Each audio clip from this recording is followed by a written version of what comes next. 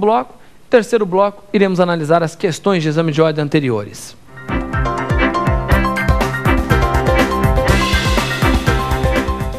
Neste último bloco, X da questão, iremos analisar duas questões que foram exigidas em exames de ordem anteriores. Qual é a parte boa de poder analisar questões anteriores? É aliar tanto o conteúdo como também a técnica utilizada em concurso. É que nem quando vai prestar vestibular, né? Todo mundo quando for prestar vestibular para ter sua profissão, seja direito, medicina, odonto, ele normalmente presta alguns vestibulares antes, né, daquele que quando já concluiu o terceiro grau, para ir se preparando, para verificar qual é o formato da prova, qual é o formato da banca. A mesma coisa com relação ao exame de ordem e também concursos públicos. Hoje em dia, boa parte dos concursos públicos só não tem que ficar esperando 3 anos para prestar. Então, veja, o interessante é sempre ir treinando um pouco antes. Você que está se preparando ainda para o seu exame de ordem, vá treinando, vá verificando o conteúdo, aquilo que você aprende em sala de aula, seja na faculdade, seja em curso preparatório, aqui por exemplo, nos cursos aqui da rede, e vá depois aplicando, verificando as questões de prova anteriores, como é que se resolve, vá se familiarizando ao formato da prova, as técnicas utilizadas por determinada banca, que é isso que nós procuramos aqui nas nossas aulas da TV Justiça. Então vamos lá, vamos ver duas questões exigidas em exames de ordem anteriores. Bom, na nossa primeira questão, a perda do direito potestativo e a perda da pretensão, em virtude da inércia do titular no prazo determinado por lei, vinculam-se, respectivamente, aos conceitos de... Então, olha só que interessante. A questão aqui trazendo enunciado um problema para o aluno determinar qual era o conceito relacionado à perda do direito potestativo e à perda da pretensão em virtude da inércia do titular no prazo determinado por lei. Olha só, meus amigos, nós falamos muito a respeito disso. Você nunca mais vai se referir à prescrição e decadência falando prescrição põe fim à ação, decadência põe fim ao direito. O que nós deixamos muito claro aqui durante as nossas aulas? Que prescrição é a perda da pretensão de reparação do direito violado em virtude da inércia de seu titular no prazo previsto em lei. E decadência? Decadência é a perda efetiva de um direito potestativo pela falta de seu exercício no prazo previsto em lei ou pelas partes. Então, qual é a dica? Prescrição põe fim à pretensão. Decadência põe fim ao direito potestativo. Vamos lá para a questão, analisar qual seria a alternativa correta? Então, vejam, a alternativa A falava em prescrição e decadência. Só que se você observar, a alternativa D também falava em prescrição e decadência, só que invertendo a ordem, decadência e prescrição. O que era importante?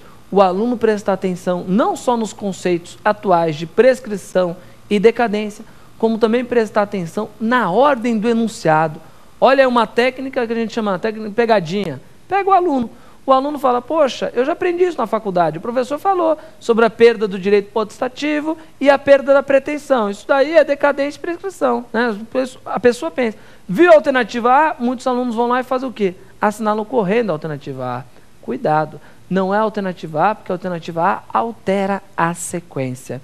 Então vamos lá, na primeira questão, de acordo com o enunciado, a alternativa a ser assinalada, o X da questão, era a alternativa D. Por quê? Olha o enunciado. A perda do direito potestativo. Esse é o conceito de decadência. E a perda da pretensão em virtude da inércia do titular no prazo previsto, prazo determinado por lei, vinculam-se respectivamente.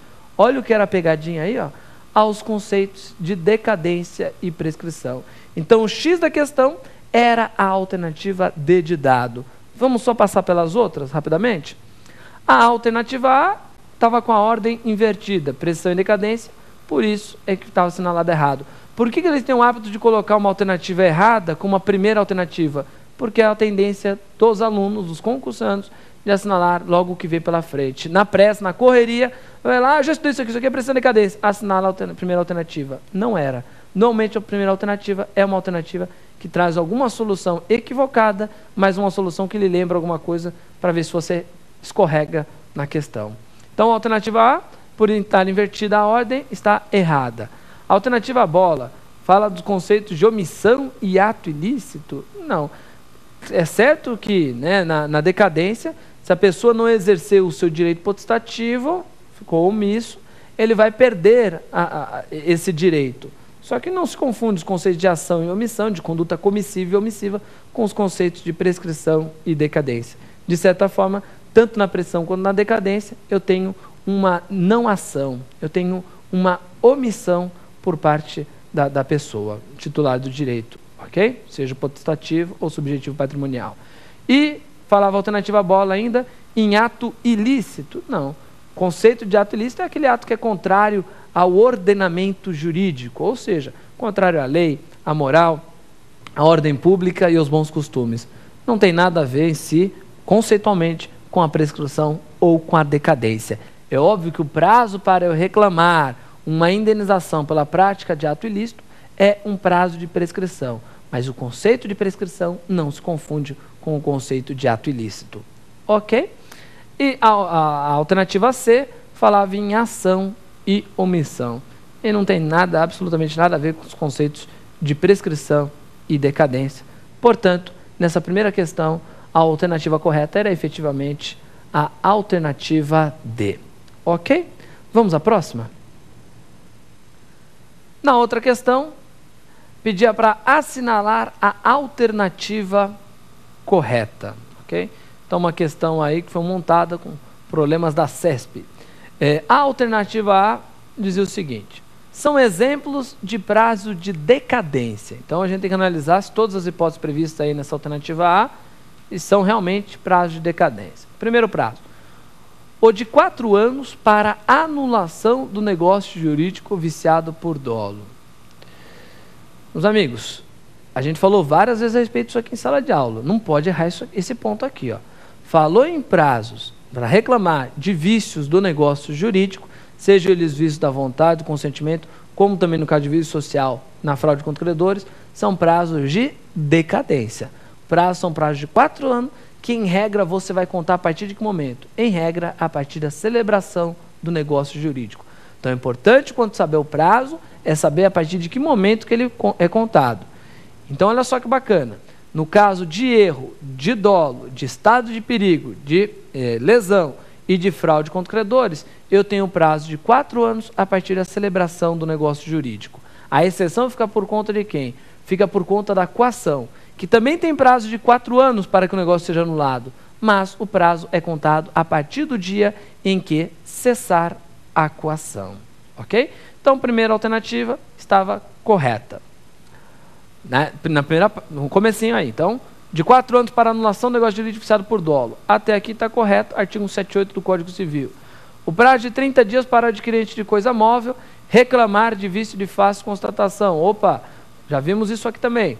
Falou em vício redibitório, os prazos previstos no Código Civil, como no CDC, são prazos de decadência. Vamos continuar, por enquanto tudo correto com a alternativa.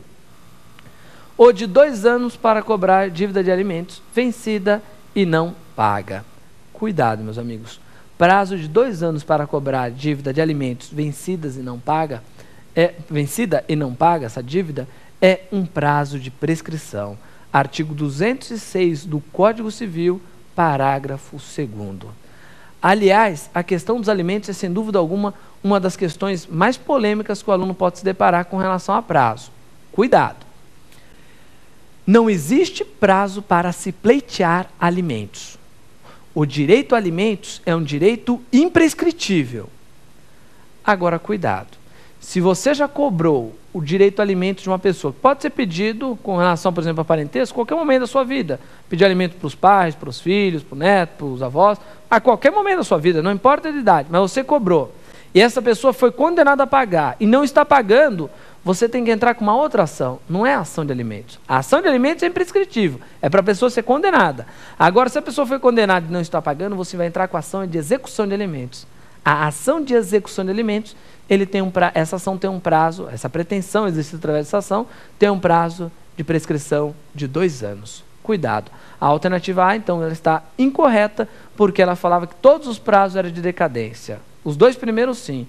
O prazo com relação à execução de alimentos, dívida de alimentos vencida e não paga, é um prazo prescricional. Vamos às próximas alternativas? Na alternativa bola, traz a informação de que as ações constitutivas não estão sujeitas à decadência. Opa, Nós já vimos isso daqui e vimos que